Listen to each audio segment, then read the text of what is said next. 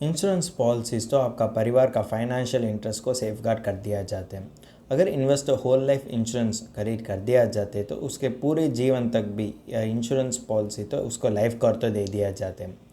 अगर देखें तो अगर पॉलिसी होल्डर अचानक से मौत हो गया तो उस बेनिफिशियरी के लिए डेथ बेनिफिट भी दे दिया जाता है। LIC जीवन उत्सव प्लान ये तो इन्वेस्टर के लिए इन्वेस्टमेंट ऑप्शन और लाइफ कवर भी दे दिया जाते हैं।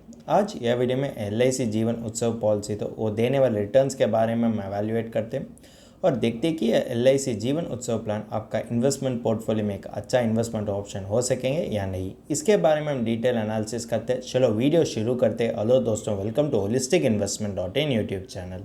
अब ये LIC जीवन उत्सव प्लान होते हैं कि non link non participating individual saving whole life insurance plan. अब पहले इसके फीचर्स के बारे में हम बात करते हैं।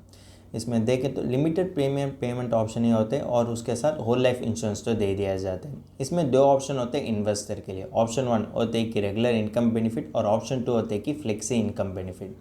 अगर देखें तो इसका प्रीमियम पेइंग टर्म का रेंज होते हैं कि 5 to 16 ईयर्स। अगर देखें तो पूरे प्रीमियम पेइंग टर्म तक गारंटीड एडिशंस तो दे दिया जाते हैं। अब यह LIC जीवन उत्सव प्लान में इन्वेस्टर के लिए क्या क्या बेनिफिट्स होते हैं, अब उसके बारे में हम बातचीत करते हैं। पहले होते हैं कि डेथ बेनिफिट, दूसरा होते हैं कि सर्वाइवल बेनिफिट, तीसरा होता है कि मैच्योरिटी बेनिफिट और चौथा होता है कि गारंटीड एडिशंस। अब पहले डेथ बेनिफिट के बारे में बात करते हैं।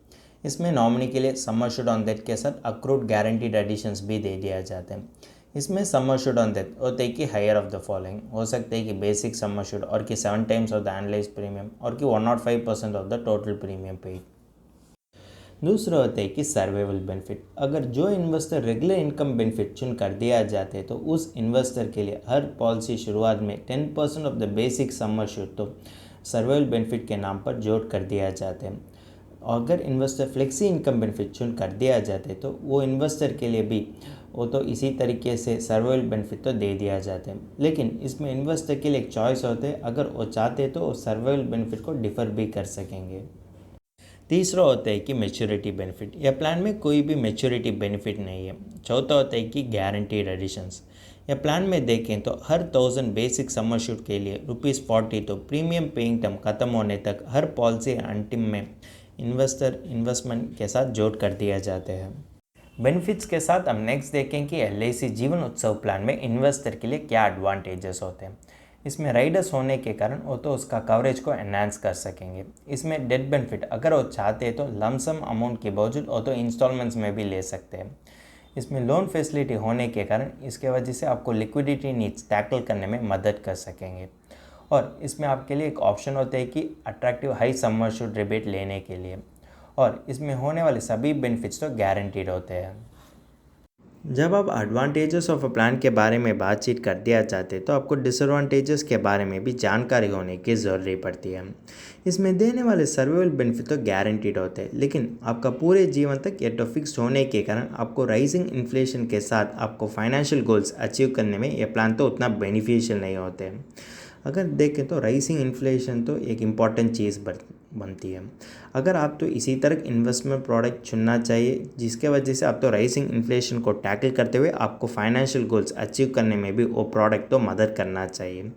लेकिन LIC जीवन उत्सव प्लान उसी तरह प्रोडक्ट नहीं होते हैं।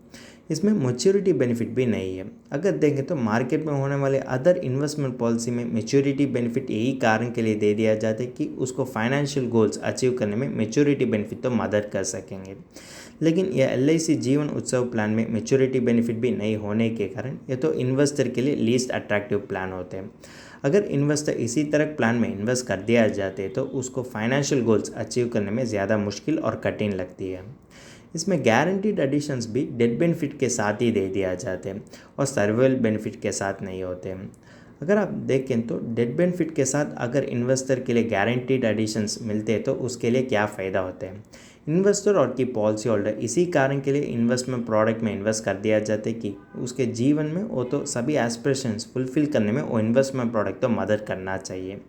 लेकिन यह LIC जीवन उत्सव प्लान उसी तरह प्रोडक्ट नहीं होने के कारण इन्वेस्टर तो ज़्यादा सोचने की ज़रूरत पड़ती है अगर उसी तरह इन्वेस्टमेंट प्रोडक्ट उसके लिए फ़ायदा हो सकेंगे या नहीं।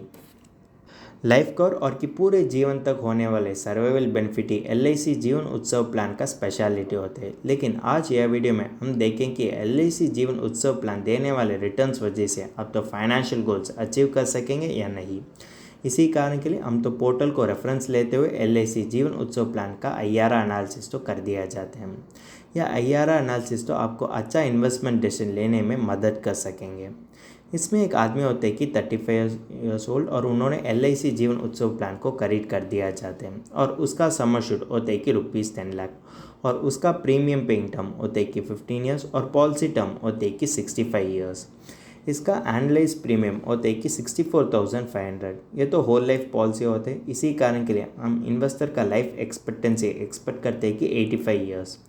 इसमें देखें तो वो तो सर्वाइवल बेनिफिट 1 लाख तो उसके पूरे जीवन तक उसके लिए दे दिया जाते हैं और उसका लाइफ टाइम के बाद उस नॉमिनी के लिए डेथ बेनिफिट तो दे दिया जाते हैं। अगर आपने LIC जीवन उत्सव प्लान देने वाले रिटर्न्स के बारे में बातचीत कर दिया जाते तो जब आप सर्वाइवल बेनिफिट और डेथ बेनिफिट दोनों जोड़ कर दिया जाते तो भी यह देने वाले IRR होते कि सिर्फ 5.65%। ये तो होल लाइफ पॉलिसी होते हैं। इसी कारण के लिए डेथ बेनिफिट तो पॉलिसी होल्डर के लिए कोई भी मदद नहीं कर सकेंगे। यह तो नॉमिनी के लिए दे दिया जाते हैं। यह LIC जीवन उत्सव प्लान में होने वाले पॉलिसी होल्डर्स तो जब तक वो जीते उस समय तक वो तो सर्वाइवल बेनिफिट को एंजॉय कर सकेंगे।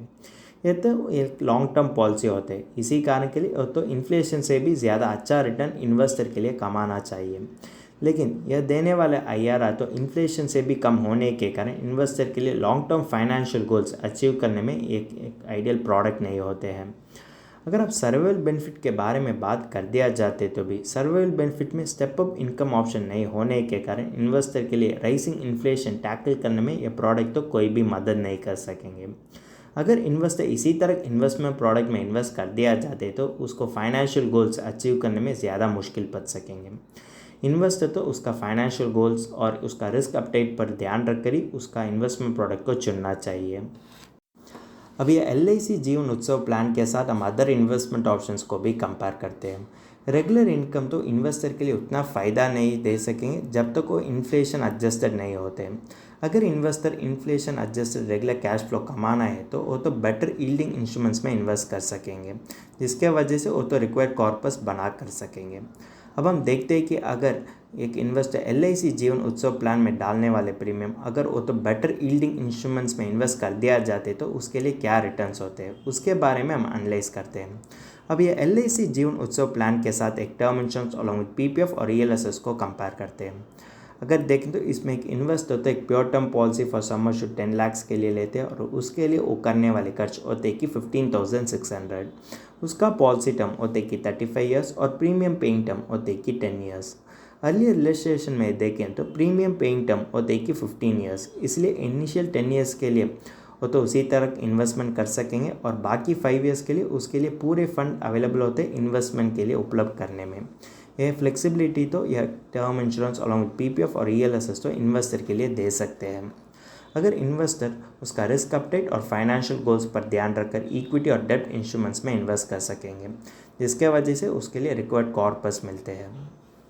यह एक्यूमुलेटेड कॉर्पस को अगर इन्वेस्टर चाहते हैं तो LIC जीवन उत्सव प्लान में देने वाले सर्वाइवल बेनिफिट की तरफ वो तो उपलब्ध कर सकेंगे। अगर आपने PPF अकाउंट चुन कर दिया जाते तो आपका एक्यूमुलेटेड कॉर्पस होते कि 14.22 लाख। यह एक्यूमुलेटेड कॉर्पस आप तो फिर 7% रिटर्न इंस्ट्रूमेंट में इन्वेस्ट कर सकेंगे और LIC जीवन उत्सव प्लान देने वाले सर्वाइवल बेनिफिट की तरफ आप तो एनुअल मोड में 1 लाख तो विड्रॉ कर सकेंगे और जब आप तो 85 ईयर्स पहुँचते उस समय आप तो पूरे विड्रॉयल भी कर सकेंगे, जिसके वजह से वो देने वाले डेथ बेनिफिट की तरफ आप तो उपलब्ध कर सकेंगे। अगर आप इसका IRR देखें तो वो होते कि 6.24% और ये तो LIC जीवन उत्सव प्लान से भी ज़्यादा अच्छा रिटर्न होता है इन्वेस्टर के लिए। और दूसरे तरफ से देखें तो यह इन्वेस्टमेंट कॉम्बो तो इन्वेस्टर के लिए ज़्यादा फ्लेक्सिबिलिटी भी देते हैं, जिसके वजह से वो तो फाइनेंशियल गोल्स अचीव करने में ज़्यादा तरीके से मदद कर सकेंगे। अगर इन्वेस्टर तो ELSS फंड और की इक्विटी चुन कर दिया जाते तो उसके लिए होने वाले प्री टैक्स वैल्यू होते कि 21.52 लाख और पोस्ट टैक्स वैल्यू होते कि 20.28 लाख।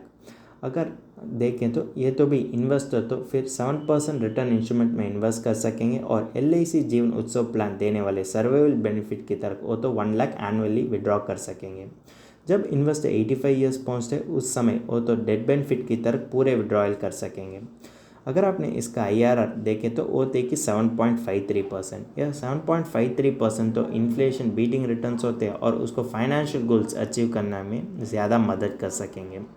यह IRR एनालिसिस भी आपके लिए यह जानकारी देते हैं कि यह होल लाइफ पॉलिसी तो आपको इन्वेस्टमेंट एवेन्यू की तरह आप तो उपलब्ध कर दिया जाते तो आपको रेगुलर इनकम मिलते, लेकिन वो रेगुलर इनकम उसको फाइनेंशियल गोल्स अचीव करने में कोई भी मदद नहीं कर सकेंगे। अगर आप देखें तो इससे भी बेटर ऑल्टरनेट इन्वेस्टमेंट ऑप्शन होते हैं, जिसके वजह से आप तो कॉर्पस को एक्यूमुलेट कर सकेंगे और आपको राइजिंग रेट इन्फ्लेशन को टैकल करने में भी या फंड टू फंड स्विच करने में भी या फंड ऑप्शंस में फ्लेक्सिबिलिटी होते हैं। लेकिन यह फ्लेक्सिबिलिटी तो LIC जीवन उत्सव प्लान में नहीं होते हैं। अगर आपने LIC जीवन उत्सव प्लान की तरह के प्लान में इन्वेस्ट कर दिया जाते तो आपका फंड्स तो ज़्यादा समय के लिए लॉक्ड होते हैं और देखें तो आपके लिए सर्वाइवल बेनिफिट तो दे दिया जाते हैं, लेकिन यह तो स्टैंडर्ड होने के कारण आपको फाइनेंशियल गोल्स अचीव करने में कोई भी मदद नहीं कर सकेंगे।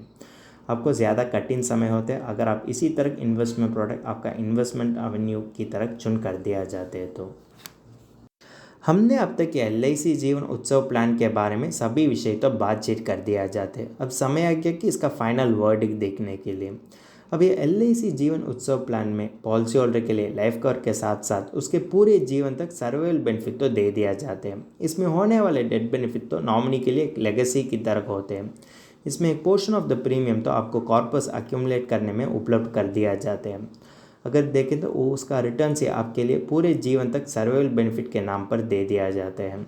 अब यह LIC जीवन उत्सव प्लान देने वाले सभी रिटर्न्स तो गारंटीड होते हैं, लेकिन जब आप इसका IRR देखें तो यह देने वाले रिटर्न वजह से आप तो किसी भी लॉन्ग टर्म फाइनेंशियल गोल्स नहीं अचीव कर सकेंगे। और यह तो इन्वेस्टमेंट और इंश्योरेंस क्लब प्रोडक्ट होने के कारण यह तो कम रिटर्न से इन्वेस्टर के लिए कमा कर सकेंगे। अगर आपने डाइवर्सिफाइड इन्वेस्टमेंट पोर्टफोलियो रख कर दिया जाते तो आपको रेगुलर कैश फ्लो मिलते हैं। अगर देखें तो लाइफ कवर तो आप जब तक अर्न करते उस समय तक आपको होने की ज़रूरत पड़ती है। उसके बाद रिटायरमेंट कॉर्पस तो आपको सारी विषय टैकल करने में मदद कर सकेंगे। इसलिए आपके लिए रिटायरमेंट तक एक एडिक्वेट लाइफ कवर होने की ज़रूरत पड़ती है। अगर आप इसी तरह इन्वेस्टमेंट प्रोडक्ट चुनना चाहिए जो आपका financial situation, long term goals और रिस्क टॉलरेंस को एडजस्ट होते हैं, इसी कारण के लिए अब तो फाइनेंशियल एडवाइज़र को कंसल्ट करने की ज़रूरत पड़ती है। वो तो इसी तरह इन्वेस्टमेंट प्रोडक्ट आपको रेफरेंस दे दिया जाते हैं जो आपको फाइनेंशियल गोल्स अचीव करने में ज़्यादा तरीके से मदद कर सकेंगे। आपने LIC जीवन उत्सव प्लान के बारे में फर्दर एनालिसिस और डिटेल एनालिसिस इंग्लिश में पढ़ना चाहते हैं तो हमारा आर्टिकल पढ़ सकेंगे और इस आर्टिकल का लिंक तो डिस्क्रिप्शन में दिया गया है। अगर तुमको इस टॉपिक में और कोई अदर फाइनेंस और इन्वेस्टमेंट रिलेटेड टॉपिक में संदेह है तो हमारा फाइनेंशियल एक्सपर्ट के साथ अपॉइंटमेंट बुक कर सकता है। अपॉइंटमेंट का लिंक डिस्क्रिप्शन में दिया गया है। और फिर इन्वेस्टमेंट के बारे में और फाइनेंस के बारे में तुमको ज़्यादा बताना चाहिए तो हमारा लाइव वेबिनार अटेंड कर दीजिए। वेबिनार का लिंक भी डिस्क्रिप्शन में दिया गया है। वेबिनार एब्सोल्युटली फ्री है। इस वीडियो तुमको पसंद है तो लाइक कर दीजिए, फ्रेंड्स के साथ शेयर कर दीजिए और ज़रूर सब्सक्राइब कर दीजिए। धन्यवाद।